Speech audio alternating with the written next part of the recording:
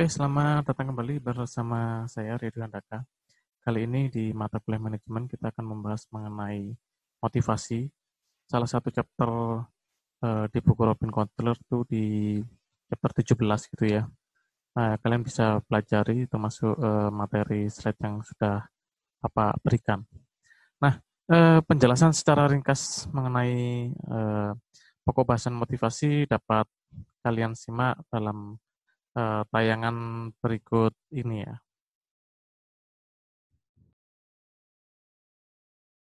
Nah, seperti yang Bapak sudah sebutkan tadi, kita akan membahas mengenai apa namanya? Motivasi dari chapter 17 gitu ya. Nah, di pertemuan kali ini kita akan membahas mengenai dua pokok bahasan gitu ya dalam motivasi. Yang pertama adalah menjelaskan arti motivasi itu apa gitu ya.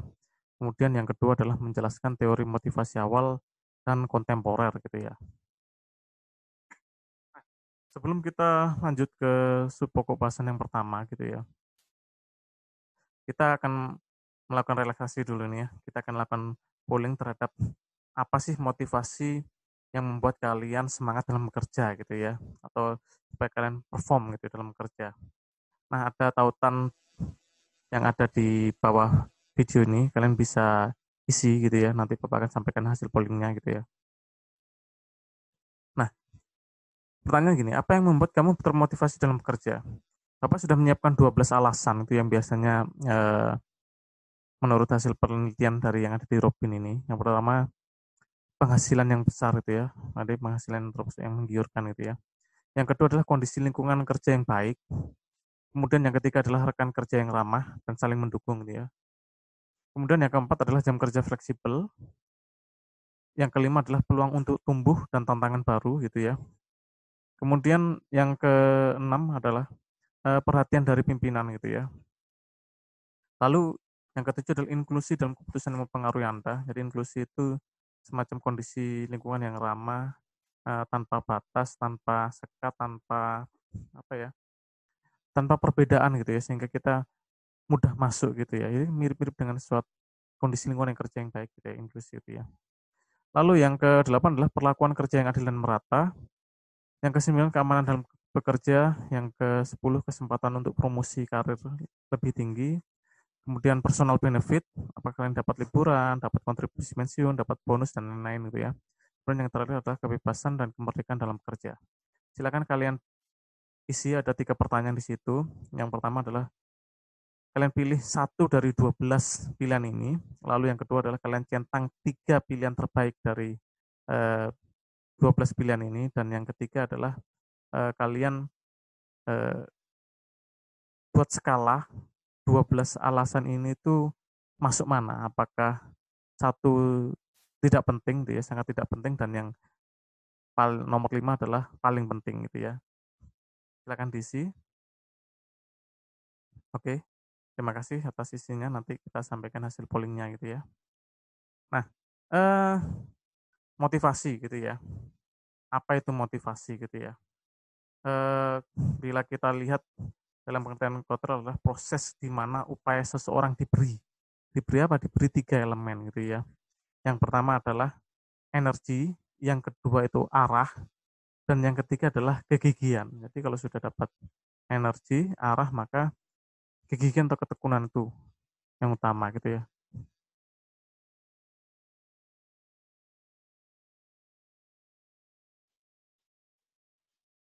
Jadi eh, apa namanya? Motivasi ini memang mengacu pada proses di mana upaya seseorang diberi energi gitu ya, diarahkan dan berkelanjutan untuk mencapai tujuan gitu ya. Eh, Definisi ini tadi seperti Bapak sebut adalah memiliki 3 elemen utama, energi, arah, dan kegigihan atau ketekunan. Nah, elemen energi gitu ya, elemen energi itu ada 3, intensitas, dorongan, dan kekuatan. Nah, orang yang termotivasi berusaha dan bekerja keras, namun kualitas upaya harus dipertimbangkan serta intensitasnya gitu ya. Maka tidak hanya tadi kita berikan dorongan atau energi tadi gitu ya, tapi kita juga berikan arah gitu ya. Nah, arah ini gitu ya, ada tiga juga. Jadi arah yang apa terhadap kinerja, terus terhadap hasil baik gitu ya. Meskipun itu tidak selalu gitu ya kita mengarahkan atau eh, apa ya hanya demi keuntungan perusahaan, enggak selalu begitu. Tapi motivasi itu tadi arah yang sesuai dan konsisten dengan tujuan organisasi. Supaya tadi orang tadi eh, bisa perform dan bekerja dengan baik gitu ya. Good work. Nah, upaya diarahkan dan konsisten dengan tujuan organisasi tersebut merupakan jenis upaya yang kita inginkan dari karyawan. Akhirnya motivasi mencakup dimensi ketekunan gitu ya. Tapi ingin karyawan terus berupaya untuk mencapai tujuan tersebut gitu ya. Kegigihan atau ketekunan gitu ya. Jadi kegigihan ini ya tekun, lalu upaya yang terus menerus, tidak kenal menyerah gitu ya. Jadi motivasi itu kalau kita sudah dapat energi ya dorongan, oh ini motivasinya ini gitu ya. Secara intensitasnya kita merasakan powernya, lalu kita diberikan arah gitu ya, supaya kita bisa berkinerja, melakukan pekerjaan lebih baik gitu ya. Kemudian konsisten dengan apa ya, sesuai dengan tujuan organisasi, maka kita harus melakukannya secara day gitu ya, secara terus menerus gitu ya. Kita gigih sampai mencapai tujuan organisasi tersebut. Itulah yang dinamakan dengan motivasi gitu ya. Nah, Bapak ada sebuah quote itu ya dari seorang presiden Amerika Serikat gitu ya. Isinya quote-nya itu begini. Our work is not done and so on this day gitu ya. Ini sebuah quote eh, di mana untuk apa ya menghargai gitu ya sebuah pemimpin ya pemimpin terdahulu gitu ya. Jadi eh, quote-nya itu mengenai perubahan gitu ya, perubahan dan konsistensi gitu ya, ketekunan juga gitu ya. Jadi isinya gini, pekerjaan kita belum selesai pada hari ini gitu ya, di mana saat itu memang merayakan eh, sebuah gerakan yang sangat membantu negara ini. Kita menarik kekuatan dari perjuangan-perjuangan sebelumnya gitu ya. Pertama dan terpenting, mari kita ingat bahwa perubahan tidak pernah berlangsung cepat. Perubahan tidak pernah sederhana atau tanpa kontroversi. Perubahan tergantung pada ketekunan. Perubahan membutuhkan tekad, butuh satu dekade penuh sebelum pedoman moral Brown itu ya. 5. Dewan Pendidikan diterjemahkan ke dalam langkah-langkah penegakan undang-undang hak sipil dan undang-undang hak voting. Tetapi 10 tahun yang panjang itu tidak membuat Dr. King menyerah. Dia terus mendorong, dia terus berbicara, dia terus berjalan sampai perubahan akhirnya datang gitu ya. Quote ini dari Barack Obama tahun 2011 ya, remake Presiden Martin Luther King dalam dedikasinya gitu ya. Jadi dia bilang, change has never been quick, change has never been simple or without controversy. Change depend on persistent, change require determination. Di perubahan itu membutuhkan tadi ketekunan. Jadi Dr. King itu selama 10 tahun dia berusaha terus gitu ya. Dia terus mendorong, dia terus berbicara, dia terus berjalan sampai perubahan akhirnya datang. Nah, itulah apa namanya? Hal yang kita bisa sangkutkan dengan motivasi tadi setelah kita dapat energi gitu ya, kita dapat arah dan kita dapat kegigihan dan ketekunan untuk mencapai tujuan organisasi gitu ya. Itulah motivasi. Nah, sekarang teori motivasi awal gitu ya. Nah, di teori motivasi awal itu yang pertama kita bahas adalah ini adalah sebuah tokoh gitu ya yang terkenal dengan teori of Maslow gitu ya, yaitu hierarchy of need gitu ya. Jadi Maslow itu membagi eh, sebuah hierarki kebutuhan gitu ya. Dari motivasi awal tuh ada 5. Jadi kalau kita lihat teori Maslow gitu ya, di apa namanya teori mengenai kebutuhan seseorang gitu. Kenapa eh, dia butuh tadi ya supaya termotivasi gitu ya. Jadi dia mengasumsikan bahwa seorang memiliki kebutuhan berbeda yang dapat diatur dalam suatu hierarki kepentingan gitu ya.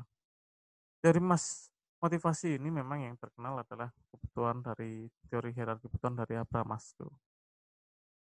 Jadi dari kebutuhan tingkat rendah, yaitu sebagian dipenuhi secara eksternal itu kebutuhan fisiologis, gitu ya. Fisiologis itu yang paling bawah, itu psikologikal itu ya.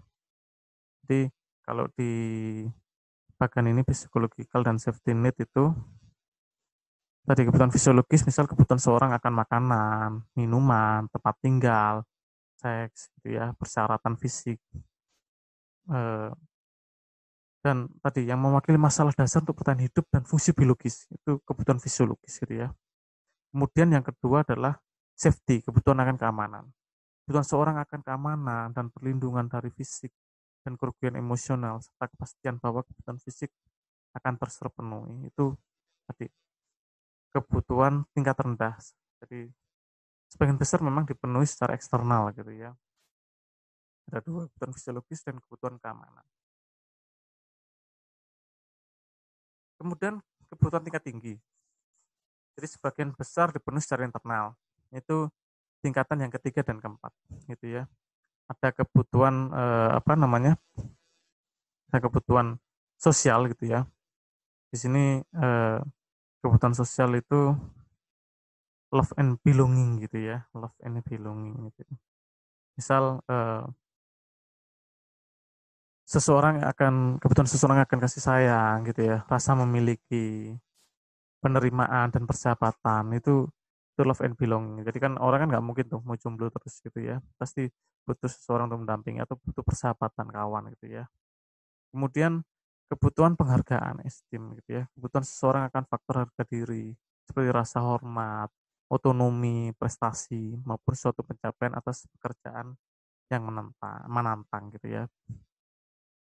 Nah, eh, kebutuhan yang atas itu ya, aktualisasi diri. Jadi self actualization itu kebutuhan seorang untuk tumbuh mencapai potensi dan pemenuhan diri gitu ya. Sini contohnya misal tadi kalian pengen jadi apa sih? Desire to become the most that one can be. Kalian pengen jadi apa gitu ya. Misalnya seorang manajer dapat memberi karyawan kesempatan untuk berpartisipasi dalam membuat keputusan tentang pekerjaan gitu ya. Jadi kalian ingin menyumbang apa gitu. Jadi eh, ini kebutuhan seorang untuk tumbuh ya, mencapai potensinya gitu ya. Jadi dapat dikatakan bahwa kebutuhan aktualisasi diri ini harus dipenuhi gitu ya. Seluruhnya dari dalam individu sendiri gitu ya.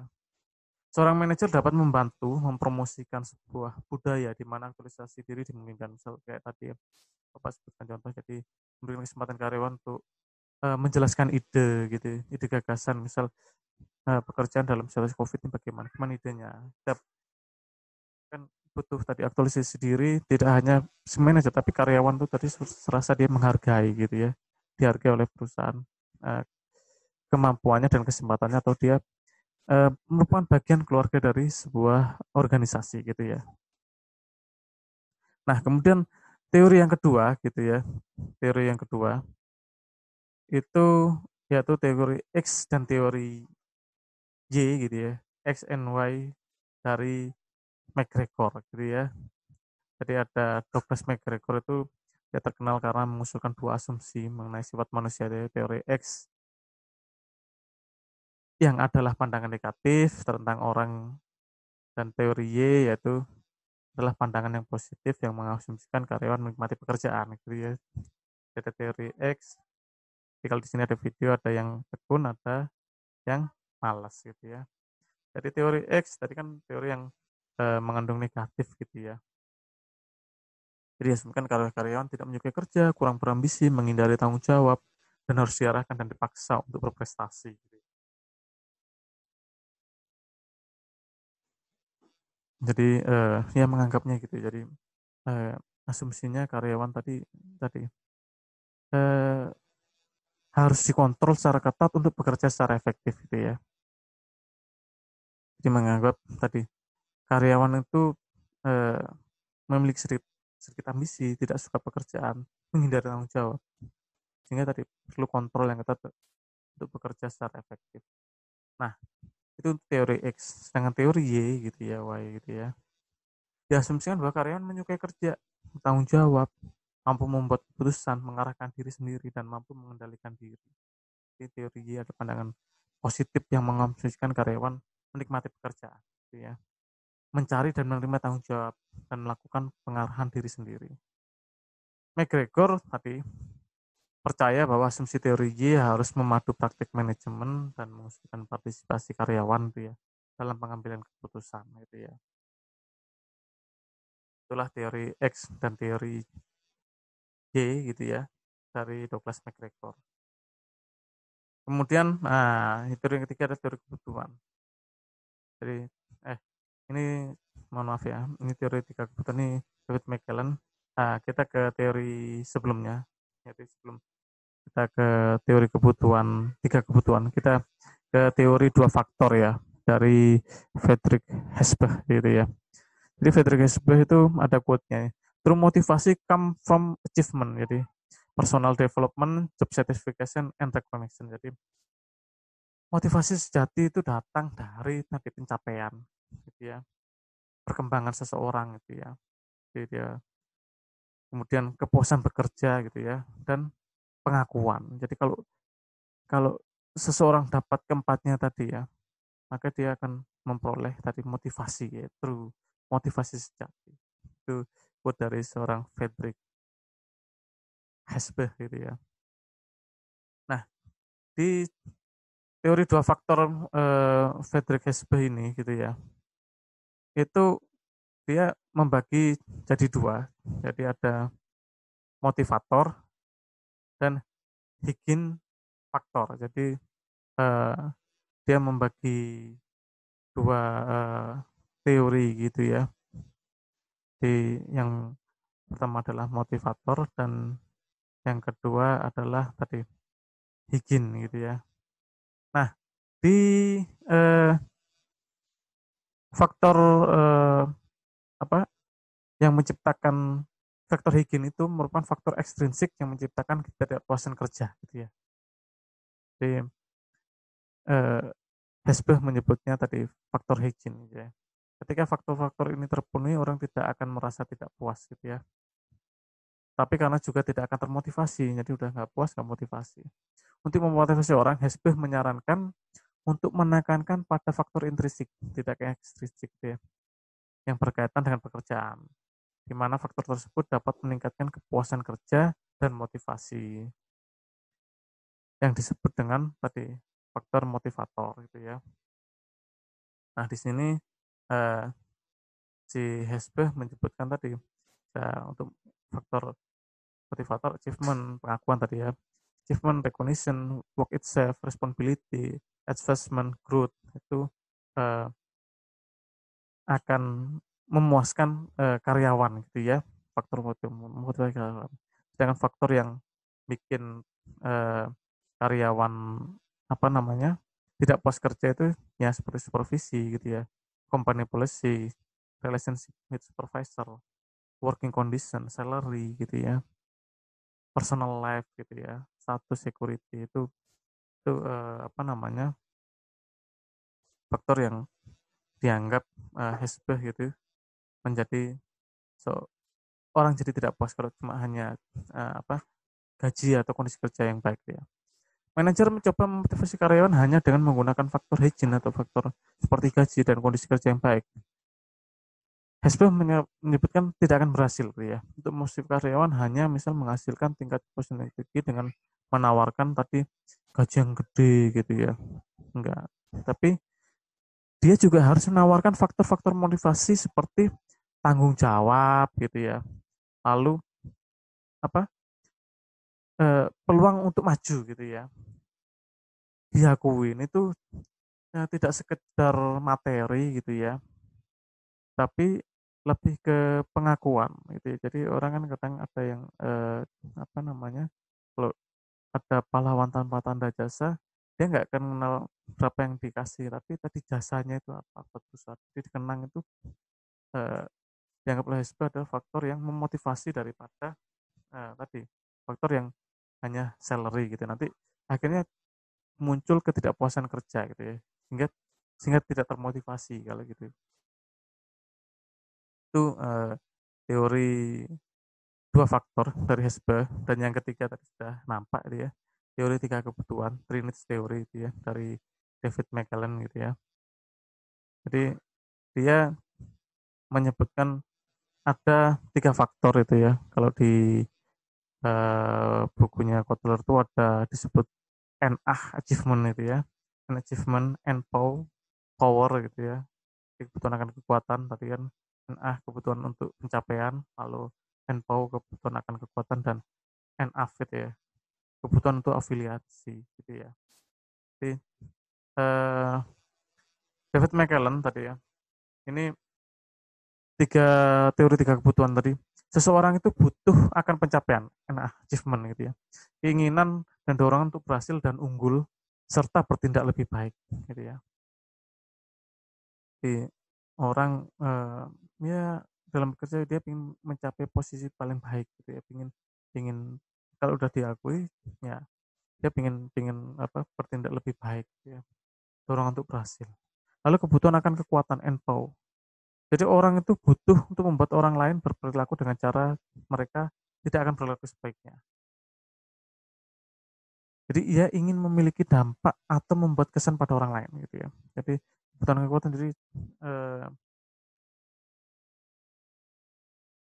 kebijakannya gitu ya, atau polisinya atau tindakannya itu ingin berdampak atau berkesan pada orang lain itu. Maka ini butuh NPOW ya, kebutuhan akan kekuatan gitu ya. Jadi bukan termasuk ini juga apa namanya eh, mengatur gitu ya. Tapi itu tadi kebutuhan ya, kebutuhan akan kekuatan, dia butuh kemenangan gitu ya. Lalu kebutuhan untuk afiliasi di NAF gitu ya, keinginan untuk hubungan personal yang ramah dan dekat. Jadi seseorang itu ingin bersama orang lain dan menikmati persahabatan bersama gitu itu suatu kebutuhan. Jadi motivasi itu didorong oleh tiga teori kebutuhan menurut McClellan. Jadi eh, dia bertindak lebih baik gitu ya, kemudian dia ingin punya dampak atau membuat kesan pada orang lain gitu ya, NPO, dan yang ketiga dia ingin bersama orang lain dan menikmatinya gitu ya. Itu teori motivasi awal dari David McClellan. Jadi dalam tiga teori motivasi ya, dalam teori motivasi awal tuh bila kita rangkum gitu ya, itu ada empat itu ya. Tadi dari Maslow gitu ya, di hierarki kebutuhan dari Maslow, kemudian eh, teori X, teori Y gitu ya, dari Douglas MacGregor, kemudian teori dua faktor dari Friedrich Hesbach, dan yang keempat adalah teori tiga kebutuhan dari David McClellan gitu ya. Nah, sekarang kita ke teori motivasi kontemporer gitu ya. Nah, di teori motivasi kontemporer gitu, yang pertama adalah goal setting theory atau teori penetapan tujuan gitu ya. Nah, di goal setting theory itu eh, di teori dari teori penetapan tujuan itu, tujuan spesifik ini meningkatkan kinerja, dan tujuan yang sulit ketika diterima akan menghasilkan kinerja yang lebih tinggi daripada yang mudah. Jadi dalam goal setting teori ini eh, dia menempatkan mungkin teori apa tujuan itu jangan yang mudah gitu ya, tapi yang menantang istilahnya dia. Ketika dia ada tujuan yang menantang atau target yang menantang, maka kinerja itu akan datang gitu ya. Kinerja tinggi itu akan datang. Itu goal setting teori. Nah, motivasi dimaksimalkan oleh tujuan yang sulit tadi ya. Seperti disebutkan, sedangkan motivasi berprestasi dirangsang oleh tujuan yang cukup menantang. Tujuan yang sulit akan mengarah pada kinerja yang lebih tinggi hanya jika orang tersebut menerima gitu ya. Ketika dia menerima tantangan tersebut, maka eh, akan termotivasi. Tapi bila anda ya menyerah ya ya susah gitu. Itu jadi tidak cocok untuk itu ya, untuk menentukan tujuannya. Jadi orang yang akan melakukan lebih baik jika mendapatkan umpan balik feedback. Jadi ketika mencapai tujuan itu gimana sih feedbacknya ini ya dari usahanya untuk mencapai tujuan mereka. Itu di goal setting theory itu ada gitu ya.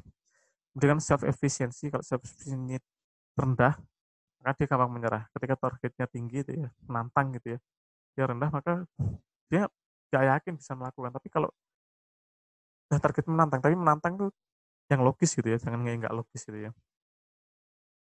Nah itu self tinggi maka eh, dia akan termotivasi untuk mencapainya itu. Nah, nilai teori goal setting ini, penetapan tujuan ini memang mengacu pada apa ya? Juga yang terakhir adalah tadi mengacu pada budaya nasional gitu ya, kita lihat. Nah, ini gambar dari goal setting teori. Jadi di sini ada goalnya, tujuannya, spesifik apa dan difficult gitu ya. Jadi cara tujuannya spesifik dan sulit itu ya. Sulit artinya menantang gitu ya. Ketika diterima gitu ya, maka kita bisa men-setting partisipasinya, dia ikut gitu ya. Komit kepada pencapaian. Maka tujuan ini diumumkan gitu ya. Baru bisa melakukan individual set self goal. Jadi tujuannya apa sih gue nih? Gue harus dapat apa gitu ya. Gue harus bisa apa? Gue harus mencapai apa? Nah kalau udah ada commit to achieving, set it gitu ya. Maka motivasinya ada gitu ya.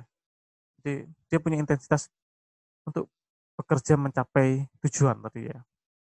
Nah, bekerja motivasi tadi berhubungan terhadap self efficiency sama national culture ya, gitu ya. Self efficiency dan national culture. Nah, kalau sudah gitu dari motivasi maka higher performance plus goal achievement akan didapat dari motivasi eh, pegawai tersebut, orang tersebut ya. Nah, dalam pencapaian tujuan eh, dan kinerja yang baik tadi ada proses tadi feedback ya dalam pelaksanaannya, dalam progresnya itu ya. Self generate feedback on progress gitu ya. Itu yang disebut teori motivasi kontemporer, goal setting teori atau teori penetapan tujuan. Nah, teori motivasi kontemporer yang kedua yaitu reinforcement teori, teori penguatan gitu ya. Nah, ini mohon maaf ya, ini yang apa namanya, yang kedua, sorry ya.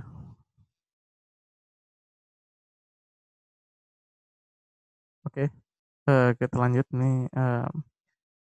Nah, ini teori motivasi kontemporer yang kedua yaitu reinforcement teori gitu ya, atau teori penguatan gitu ya.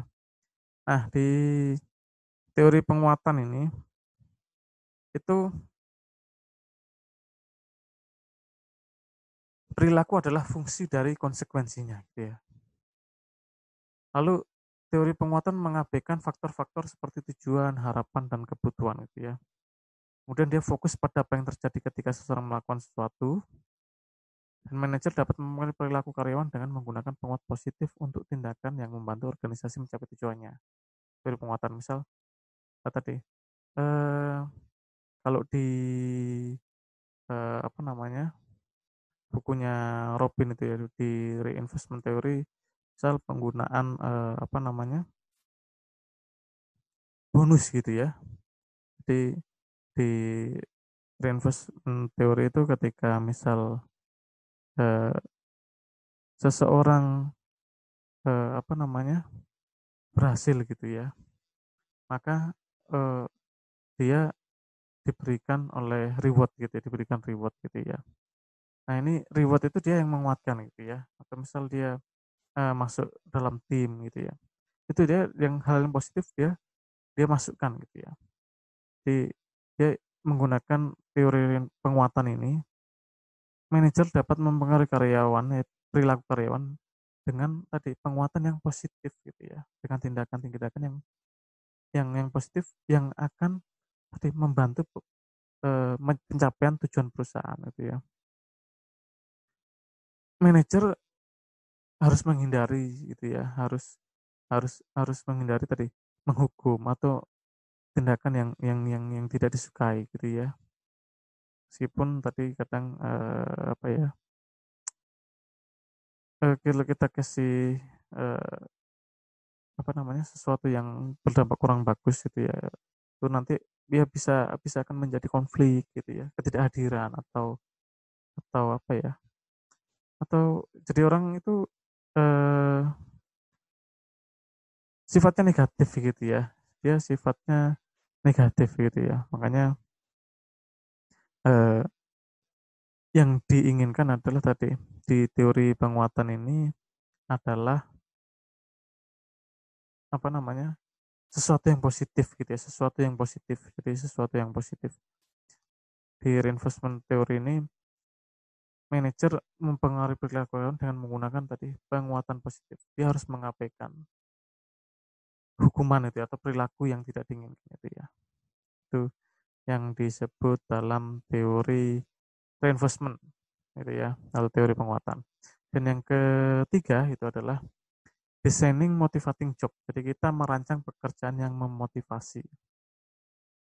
Nah, desain pekerjaan itu suatu cara menggabungkan tugas-tugas gitu ya untuk membantu pekerjaan yang lengkap. Jadi kita mendesain pekerjaan, jadi kita menghapuskan ini berbagai tugas untuk membentuk pekerjaan yang lengkap gitu ya. Istilahnya work in team. Jadi ini ada yang bagian merencanakan, ini bagian apa, melaksanakan, ini bagian mengawasi dan lain-lain gitu ya. Nah di desain motivasi job itu ada tiga gitu ya.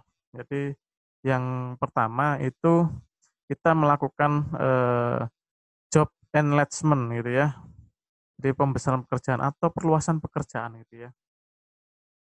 Jadi perluasan secara horizontal suatu pekerjaan dengan meningkatkan ruang lingkup pekerjaan. Jadi eh, misal pekerjaan SDM tidak hanya mencatat kader karyawan gitu ya, atau merekrut, tapi juga tadi memberikan bonus gitu ya, atau memberikan apa ya, penghargaan terhadap karyawan, atau dalam berbagai kesempatan disertakan itu ya, ada perluasan secara horizontal misal. Lalu lingkup pekerjaan ini tadi kan, meningkatkan ruang lingkup pekerjaan. Lingkup pekerjaan ini apa? Jumlah tugas berbeda yang dibutuhkan dalam suatu pekerjaan dan frekuensi pengulangan terhadap tugas tersebut. Nah, selain melakukan job enlargement, yang kedua adalah job enrichment itu ya, pengayaan pekerjaan. Jadi ekspansi vertikal pekerjaan dengan menambahkan perencanaan dan evaluasi tanggung jawab gitu ya. Nah, ini pengayaan pekerjaan ini eh, didukung tadi oleh kedalaman kerja gitu ya. Jadi istilahnya apa? Job deep gitu ya. Jadi di sini dalam kerja adalah tingkat kendali yang dimiliki karyawan atas pekerjaan mereka gitu ya. Kemudian eh, desain yang ketiga gitu ya, dalam desain motivasi job adalah model karakteristik pekerjaan (JCM) gitu ya. Jadi job karakteristik model gitu ya, atau model karakteristik pekerjaan. Jadi kerangka kerja untuk menganalisis dan merancang pekerjaan yang mengidentifikasi 5 dimensi pekerjaan itu utama, keterkaitan mereka dan dampaknya terhadap hasil gitu ya. Jadi di job enrichment ini, job karakteristik model ini JCM ini, 5 dimensi pekerjaan inti utama tersebut, misal variasi keterampilan gitu ya. Sejauh mana suatu pekerjaan membutuhkan berbagai kegiatan sehingga karyawan dapat menggunakan sejumlah keterampilan dan paket berbeda. Kemudian identitas tugas. Sejauh mana suatu pekerjaan membutuhkan penyelesaian suatu pekerjaan yang utuh dan dapat diidentifikasi. Lalu signifikasi tugas. Sejauh mana suatu pekerjaan memiliki dampak yang substansial pada kehidupan dan atau pekerjaan orang lain. Kemudian otonomi gitu ya, sejauh mana suatu pekerjaan memberikan kebebasan, kemandirian, dan kebijaksanaan yang substansi kepada individu dalam menjadwalkan pekerjaan dan menentukan prosedur yang akan digunakan dalam melaksanakannya. Dan yang kelima dari JCM ini, elemen JCM yaitu umpan balik feedback tadi. Sejauh mana melaksanakan kegiatan kerja yang dibutuhkan oleh suatu pekerjaan menghasilkan individu memperoleh informasi langsung dan jelas tentang efektivitasnya dan kinerjanya gitu ya. Nah, itu eh, JCM, jadi Job Characteristic Model. Jadi kalau di bukunya Kotler itu ada core job dimensi tadi, skill variety gitu kan. Jadi ada variasi keterampilan, ada apa namanya, tas identity, tas signifikansi gitu ya. Identitas tugas, ada signifikansi tugas, ada otonomi, ada umpan balik gitu ya. Itu core, jadi dimensi utama pekerjaan itu. Nah ini baru lari ke critical psychological state. Jadi ke misal pengalaman gitu ya. Oh, skill variatif, dari mana dapatnya? Dari pengalaman. Otonomi dari mana? Habis, psikologi kritisnya di mana? Pengalaman, tanggung jawab itu pada dampak pekerjaan. Feedback dapat dari mana? Dari pengetahuan dari hasil aktualnya dari pekerjaan itu baru kita dapat hasilnya gitu. Oh ini begini ya. Gitu. Makanya ini yang membuat apa seseorang menjadi termotivasi, apakah itu eh, motivasi yang bagus gitu ya. Jadi mau high lalu kepuasan gitu, high motivasi, high performance, high certification gitu ya. Sama low absenteeism and turnover gitu ya. Jadi yang diharapkan tadi personal and work outcome, jadi punya dampak kalau sudah dapat CCM dapat 5 karakter itu ya, 5 elemen dari CCM, kritik psikologi yang kita dapat, maka dampak personal dan kerjaan dia dapat gitu ya. Orang termotivasi bekerja gitu ya. Orang termotivasi berkinerja. Orang puas bekerja di situ. Ya jadinya dia pasti masuk, jarang-jarang absen gitu ya. Itu tadi. Itu apa namanya? Model kontemporer yang ketiga ya, CCM gitu ya, job characteristic model gitu ya. Nah, yang keempat gitu ya, dari motivasi kontemporer itu redesigning job design approach. Jadi mendesain ulang pendekatan desain pekerjaan gitu ya. Nah, di sini dibagi jadi dua, di perspektif relational desain pekerjaan. Jadi pendekatan yang berfokus pada bagaimana tugas dan pekerjaan orang didasarkan pada hubungan sosial gitu ya. Di redesigning job ini desainnya berdasarkan perspektif relasi, jadi didasarkan pada hubungan sosial. Kemudian yang kedua adalah perspektif proaktif dari desain pekerjaan ini, di mana karyawan mengambil inisiatif untuk mengubah cara kerja yang mereka lakukan, gitu ya. Nah, perspektif relasional tadi kan dia didasarkan pada hubungan sosial, gitu ya. Karyawan memiliki interaksi yang lebih dan saling ketergantungan dengan rekan kerja dan orang lain baik di dalam maupun di luar organisasi. Maka untuk mendesain pekerjaan yang memotivasi, seorang manajer perlu melihat komponen penting dari hubungan karyawan tersebut gitu ya. Misal eh, akses dan tingkat dukungan sosial dalam suatu organisasi, jenis interaksi di luar organisasi, jumlah saling ketergantungan tugas, dan umpan balik antar pribadi. Nah, maka dalam desain membutuhkan tersebut karena kan tadi semakin banyaknya ketergantungan dengan rekan kerja dan hubungan dengan pihak lain. Kemudian tadi kalau perspektif proaktif dari desain pekerjaan, jadi mereka lebih terlibat dalam keputusan dan tindakan yang mempengaruhi pekerjaan mereka. Jadi inginnya karyawan ikut ke dalam, misalnya kalau kemarin itu apa ya, in depth gitu. Jadi dia masuk ke dalam gitu ya. Jadi ikut terlibat gitu ya. Jadi dengan misalnya dengan adanya desentralisasi, ya udah, orang jadi terlibat dalam gitu ya. Faktor-faktor desain pekerjaan tadi di perspektif proaktif dari desain pekerjaan ini, pertama otonomi, ini bagian dari CCM ya, termasuk ya. Lalu kemudian jumlah ambiguitas dan akutabilitas, kompleksitas pekerjaan, tingkat stresor gitu ya, dan konteks sosial atau hubungan itu. Faktor desain pekerjaan harus mempertimbangkan tadi otonomi, jumlah ambiguitas dan akutabilitas, kompleksitas pekerjaan, tingkat stresor, konteks sosial atau hubungan. Nah, ini kemudian teori yang kelima gitu ya. Equity teori sama apa namanya? Ekspektasi teori. Jadi di equity teori atau teori keadilan ini, teori di mana seorang karyawan akan membandingkan rasio input dan hasil pekerjaannya dengan rasio orang lain yang relevan. Kemudian dia mengoreksi atau membandingkan ketidaksamaan atau ketidakadilan yang ada. Pada awalnya, teori equity ini ya, teori keadilan ini berfokus pada keadilan distributif. Jadi keadilan dirasakan dari jumlah dan alokasi imbalan antar individu. Itu sama gitu ya. Kemudian seiring jalannya waktu, keadilan distributif ini kurang pas, maka keadilan prosedural. Jadi keadilan yang dirasakan dari proses yang digunakan untuk menentukan distribusi imbalan. Nah, misal kan biasanya kan motivasi paling banyak kan penghasilan tinggi gitu ya. Kita contoh nih pemain Madrid kan misal ada Gareth Bale gitu ya. Itu dia dibayar tinggi. Waktu kemarin dia sukses nih menyembahkan champion gol-golnya. Nah, nanti ke sini dia udah bayar tinggi tapi jarang dimainkan gitu ya. Itu jadi nanti akan kesannya wah ini sama-sama kita mencapai apa namanya juara bareng gitu ya. Tapi penghasilan kok beda ya. Dia dia lebih banyak lah. Aku udah nyetak banyak gol tapi penghasilannya sedikit. Pasti dia tadi nggak puas, dia nggak merasa nggak puas. Maka dia pingin pingin sama gitu ya. Nah, kalau distribusi itu pasti lihat jumlah dan lokasinya harus sama. Ini tujuannya sama kok gitu.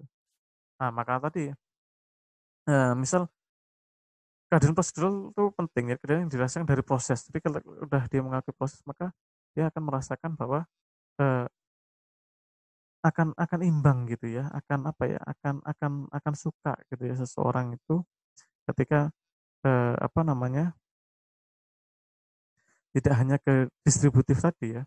Jadi keadilan prosedural ini memang cenderung mempengaruhi komitmen organisasi, terutama pada karyawan, sehingga kalau ya tidak hanya jumlah tapi prosedurnya gitu ya. Jadi eh, persepsi keadilan prosedural ini karyawan tadi cenderung melihat pimpinan gitu ya dan organisasi ke arah yang positif ya, bahkan ketika mereka tidak puas dengan gaji, promosi atau hasil pribadi.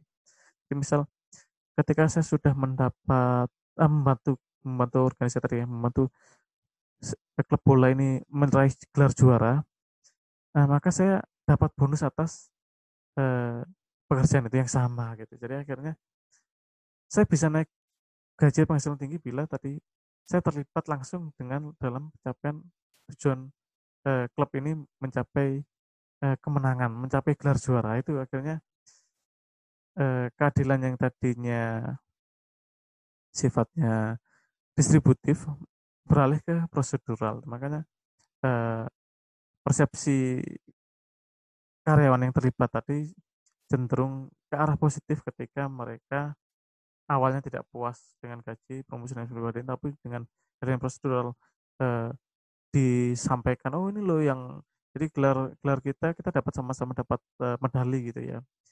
Jadi istilahnya kita diarak bareng itu rasanya kan eh, akan mengesampingkan tadi yang awalnya masalah alokasi itu tadi ya, yang nggak sama akhirnya pengakuan gitu ya, sama-sama ini terlibat nih dalam kejayaan eh, suatu organisasi tujuan itu tadi keadilan prosedural bisa tercapai dari situ gitu ya. Kemudian eh, teori yang ke 6 gitu ya, ekspektasi teori gitu ya. Teori menyatakan bahwa seseorang cenderung bertindak dengan cara tertentu berdasarkan pada harapan bahwa tindakan tersebut akan diikuti oleh hasil yang diberikan dan pada daya tarik hasil itu kepada individu. Di, di ekspektasi teori ini orang akan bertindak berdasarkan pada harapan. Jadi kalau dia dia harapan untuk diakui, harapan dapat bonus, harapan dapat promosi, jadi kayaknya dia ekspektasinya begitu gitu ya. Maka tadi tindakan tersebut akan diikuti oleh hasil yang diberikan dan juga daya tarik hasil untuk per individu. Nah, itulah yang memotivasi karyawan itu ya. Di sini ekspektasi teori itu ada tiga ya, yaitu yang pertama hubungan antara harapan atau upaya dengan kinerja, gitu ya. Harapan, upaya dengan kinerja, gitu ya. Jadi di keterkaitan ini, gitu ya, probabilitas yang dirasakan oleh individu bahwa upaya yang diberikan dalam jumlah tertentu akan mengarah pada tingkat kinerja tertentu, gitu ya.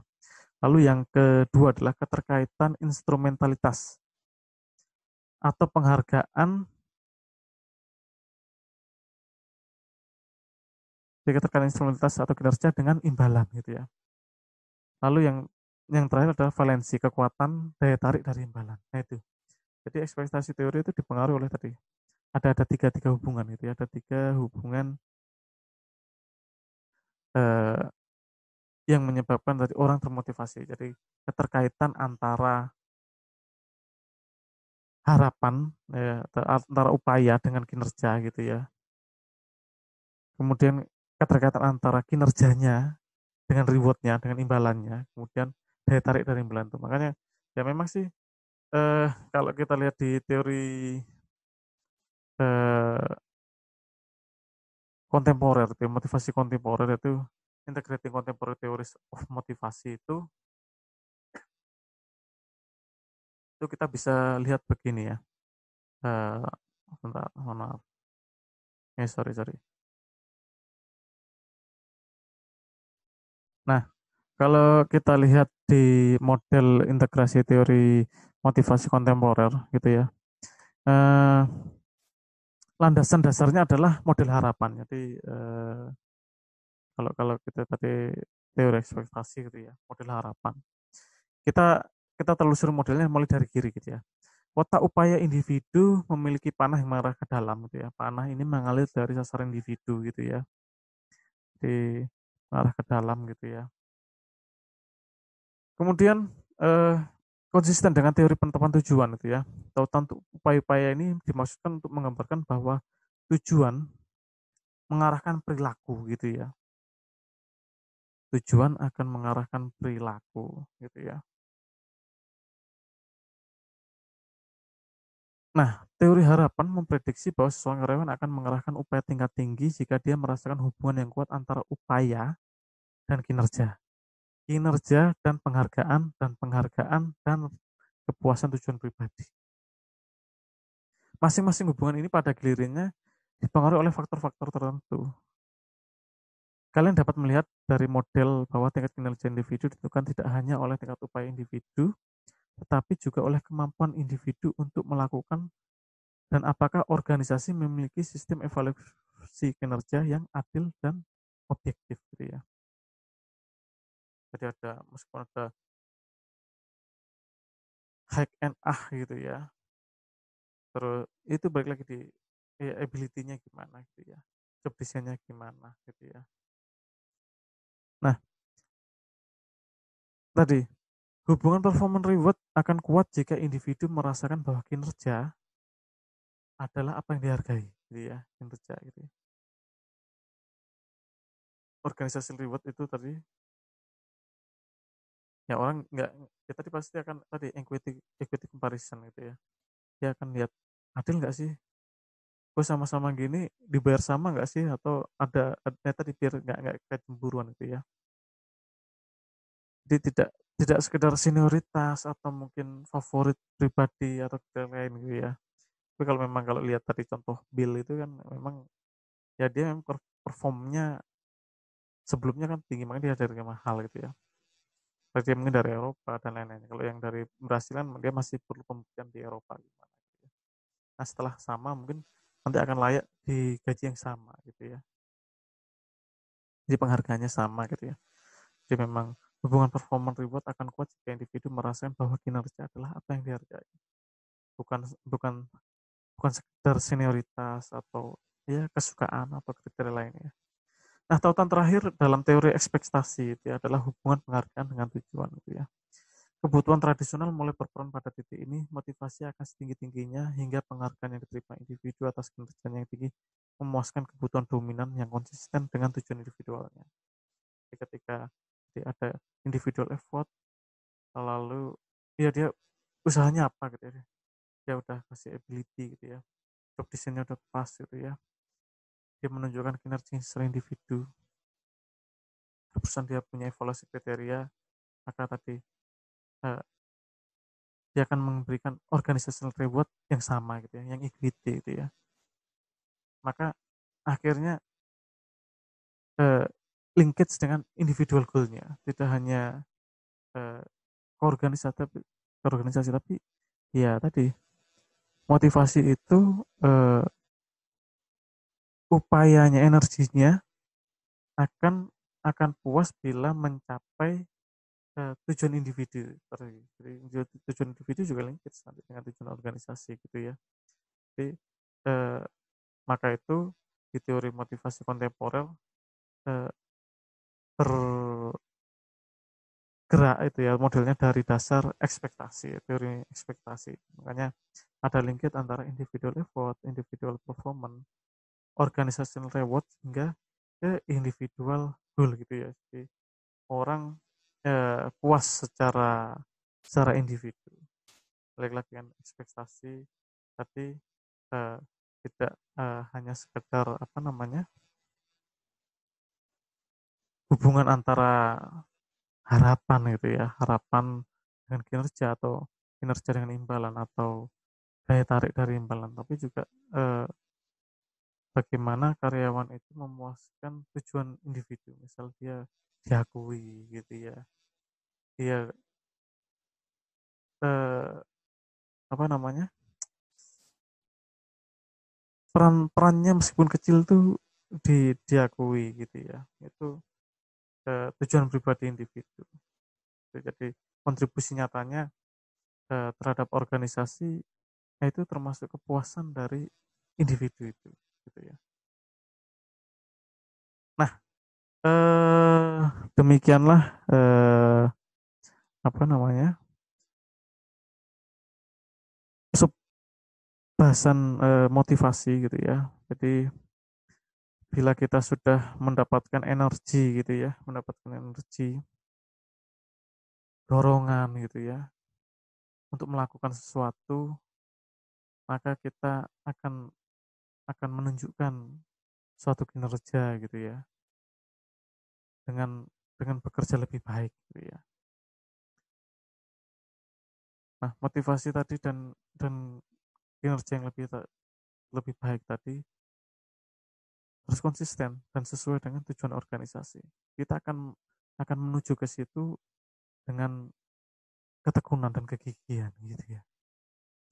Karena tadi eh, sesuatu yang harus kita capai maka ada ketekunan di situ. Jadi tidak ada tujuan yang mudah dan tidak ada tujuan yang sulit bila kita tekun dan fokus ke arah tujuan tersebut.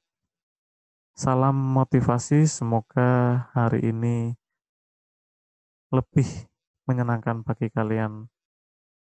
Terima kasih. Wassalamualaikum warahmatullahi wabarakatuh.